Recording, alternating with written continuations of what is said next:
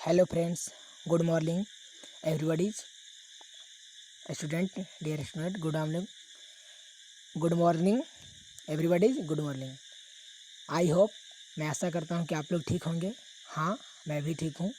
चलिए आज हम लोग सिलेबस शुरू करने जा रहे हैं, जिसमें आज हम लोग सिलेबस सब्जेक्ट पढ़ेंगे 12th क्लास का हिंदी के बारे में कुछ ऑब्जेक्टिव क्वेश्चन सॉल्व करेंगे। चलिए उसके बारे में जानते हैं। चलिए मैं आप लोग को हिंदी का सिलेबस आज गद्य खंड का मैं स्टार्ट करता हूँ। ऑब्जेक्टिव क्वेश्चन, चलिए तो सबसे पहले पहला चैप्टर हम लोग पढ़ेंगे, इनके पहला चैप्टर का ऑब्जेक्टिव क्लियर करेंगे। इसका पहला चैप्टर का नाम है बातचीत। चलिए स्टार्ट करते हैं वीडियो को। वीडियो स्टार्ट करने से पहले मैं आपको बता दे रहा हूँ, इसमें जो भी दिया गया ऑब्जेक्टिव आप इसको ध्यान से देखिएगा, ठीक ना। इसका जो आंसर है उसको अच्छी तरह क्लियर कीजिएगा, ठीक है। तो चलिए हम रिवाइज कराते हुए आगे चल रहे हैं, ठीक है। चलिए आगे देखिए ऐसा आपको नज़र आ रहा होगा। अगर दिक्कत है तो बोलिए, कमेंट बॉक्स में लिखिएगा। अगला बार से अलग तरीक़ा से ऑब्जेक्टिव क्वेश्चन का अलग हम फॉर्म लेके आएंगे। चलिए देखते हैं पहला क्वेश्चन।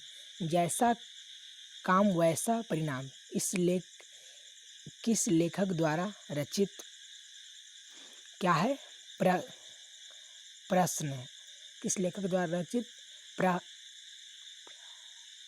प्रश्न है, तो किसके लेखक द्वारा है वो ऑप्शन से दिया है बालकृष्ण भट्ट। इनके बालकृष्ण के द्वारा वो लिखित क्या है, ये प्रश्न है, ठीक ना। इनकी जो बालकृष्ण इसको रचित के इसको लिखे हैं। नेक्स्ट है आपका बालकृष्ण है। बालकृष्ण भट्ट के पिता का नाम क्या था? तो ऑप्शन क्या है, यानी कि ऑप्शन इसका दिया हुआ है, देखिए बेनी प्रसाद भट्ट। बेनी प्रसाद किसका नाम था? बालकृष्ण भट्ट के पिताजी का। और थर्ड है जो आपका दमयंत स्वयंवर किस लेखक की रचना है? तो ये भी हो जाएगा बालकृष्ण भट्ट। दमयंत स्वयंवर बालकृष्ण भट्ट द्वारा लिखित रचना है। बालकृष्ण भट्ट की रचना बातचीत क्या है? तो एक क्या है कि ललित निबंध है, मतलब छोटा एक निबंध है। इसके बारे में, बातचीत के बारे में हमको छोटा निबंध लिखकर बातचीत के बारे में समझाते हैं। अगला प्रश्न है 5 नंबर। बालकृष्ण भट्ट किस युग के निबंधकार थे? तो किस युग के थे? भारतेंदु युग के, जो आधुनिक युग भी जाना जाता है आपकी भारतेंदु युग। मनुष्य की बातचीत का उत्तम तरीका क्या है? तो क्या है? अवाक होकर अपने से बातचीत करना। यानी कि सबसे पहले बातचीत अगर हम किसी से कर रहे, इसको थोड़ा सा डील करते हैं, तो सबसे पहले अवाक मतलब अपने से मुक्त होकर अपने आप से हम बात करें, अपने आप से किसी के बारे में विचार करें, फिर हम अन्य से जो बोलना है उसको बोलें, उससे बात करें। अगला है 7 नंबर प्रश्न। संवाद में सबसे महत्वपूर्ण क्या है? इसका क्या ऑप्शन दिया हुआ है? सी, यानी कि आत्मीयता। अगर हम किसी संवाद करें, बातचीत करें, तो सबसे पहले खुद पे हमको विश्वास होना चाहिए कि उस पर हमको आत्मविश्वास होना चाहिए, तब हम किसी से अच्छी तरह बातचीत कर पाएंगे। आप लोग, आई होप कि आप लोग समझ पा रहे होंगे। बालकृष्ण भट्ट का जन्म हुआ था, कब हुआ था? तो देखिए 23 जून 1844 ईस्वी को, ठीक है। अगला प्रश्न, संयोक्ता स्वयंवर रचना है किसकी है? तो अगला ही है, चाहे स्वयंवर की रचना किसकी थी? तो संयोक्ता स्वयंवर किसकी रचना है? तो श्रीनिवास दास की। संयोक्ता स्वयंवर किसकी रचना है? यहाँ श्रीनिवास दास की दे दी है। अगला, कौन सी रचना बालकृष्ण भट्ट की नहीं? तो कौन सी इसमें बालकृष्ण भट्ट की रचना नहीं है? तो परीक्षा गुरु बालकृष्ण भट्ट ने नहीं लिखा है। नेक्स्ट प्रश्न है आपका, जो कौन सी रचना बालकृष्ण भट्ट की है? इसमें जो रचना है बालकृष्ण भट्ट को पहचानना है। तो देखिए ऑप्शन नंबर ए हो जाएगा, रेल का विकट खेल। रेल का विकट खेल किसने लिखा? बालकृष्ण भट्ट की लिखी हुई रचना है। अगला है 12 नंबर प्रश्न, बालकृष्ण भट्ट ने कौन सा मासिक पत्र निकाला था? कौन सा मासिक पत्र बालकृष्ण भट्ट ने निकाला था? तो हिंदी प्रदीप। हिंदी प्रदीप किसका पत्र है? बालकृष्ण भट्ट का। बातचीत किस विद्या की रचना है? तो बातचीत किस विद्या की रचना है? निबंध का, क्योंकि निबंध से जुड़ा हुआ। रॉबिन्सन क्रूसो ने 16 वर्ष के उपरांत किसके मुख से यह बात सुनी? मतलब किसके मुख से सबसे पहले बात सुनी थी रॉबिन्सन ने? तो सुना था तो फैराडे के किसके मुख से? फायराडे के मुख से उन्होंने सबसे पहले बात सुनी थी। कब? 16 वर्ष के उपरांत, 16 वर्ष के बाद। बातचीत शीर्षक का निबंधकार कौन है?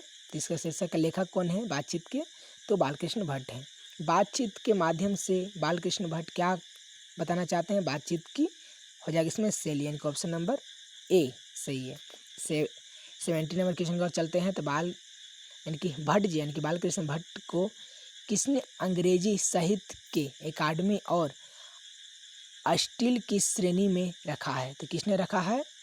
वो है ऑप्शन नंबर आपका हो जाएगा सी, यानी कि रामचंद्र शुक्ल ने बालकृष्ण भट्ट को अंग्रेजी साहित्य के अकादमी और स्टील की श्रेणी में रखा हुआ है।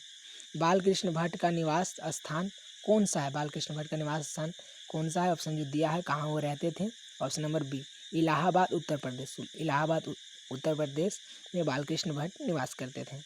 बालकृष्ण भट्ट ने किस पत्रिका का संपादन किया? बालकृष्ण भट्ट ने किस पत्रिका का संपादन किया? तो ऑप्शन नंबर सी हो जाएगा आपका हिंदी प्रदीप्त। हिंदी पत्रिका जो पहले आपको बताया था उसी क्वेश्चन का बस अलग टाइप सिर्फ पूछ दिया है, वही क्वेश्चन का। बालकृष्ण भट्ट ने हिंदी प्रदीप्त नामक मासिक पत्रिका निकाला कब प्रारंभ किया? मतलब कब निकाला था? तो कब निकाला था? 1877 ईस्वी में, यानी कि 1877। कौन सी रचना बालकृष्ण भट्ट द्वारा रचित नहीं है? तो बालकृष्ण भट्ट द्वारा रचित नहीं है, कौन सा रचना है? इसमें देखिए ऑप्शन नंबर सी है जो मेघदूत, जो बालकृष्ण भट्ट ने नहीं लिखा था। अगला प्रश्न की ओर चलते हैं। 22 प्रश्न है, कौन सा उपन्यास बालकृष्ण भट्ट द्वारा रचित है? तो कौन सा उपन्यास है? वो है 100 अजान एक सुजान, जो बालकृष्ण भट्ट द्वारा रचित था। नाटक की अब 23 नंबर प्रश्न है, नाटक के प्रारंभ में होने वाले मंगल पाठ को क्या कहा जाता है? तो नाटक की जब शुरुआत होती है उसको मंगल पाठ क्या कहते हैं? नंदी पाठ कहते हैं। अगला प्रश्न है 24 नंबर कि रॉबिन्सन क्रूसो को कब तक मनुष्य का मुख देखने को नहीं मिला था? कब तक मनुष्य का मुख नहीं देखे थे? तो कब तक नहीं देखे थे? 16 वर्ष तक। फिर 16 वर्ष जब देखे तो उन्होंने आवाज़ सुनी थी। वो बोलने से ही मनुष्य के रूप का साक्षात्कार होता है, यह किसने कहा था? तो किसने कहेंगे? बालकृष्ण भट्ट ने। कौन कहते हैं? तो वेन जॉनसन ने कहा था। वेन जॉनसन ने कहा था बोलने से मनुष्य का ही पता चलता साक्षात्कार का। असल बातचीत सिर्फ 2 व्यक्तियों में ही हो सकता है, यह किसका मत था? तो किसका मत था? एडिसन का।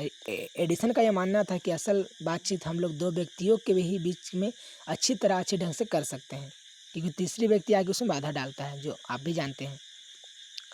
एडिसन के अनुसार असल बातचीत कितने लोगों के बीच हो सकती है? तो कितने? 2 व्यक्तियों की। जब भी हम जाने अगले क्वेश्चन को।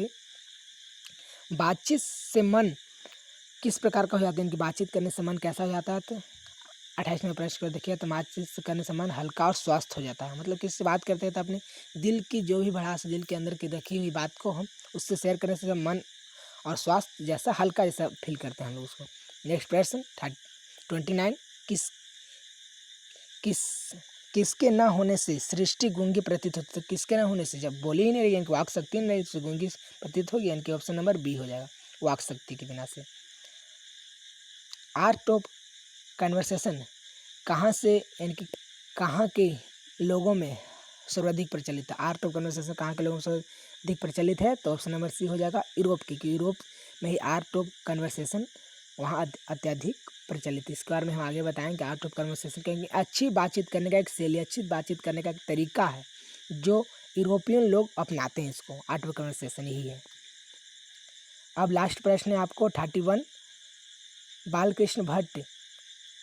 बालकृष्ण किस काल के रचनाकार थे? जो पहले बता देते हैं कि भारतेंदु युग को ही आधुनिक युग कहा जाता है, तो आपको ऑप्शन नंबर डी हो जाएगा।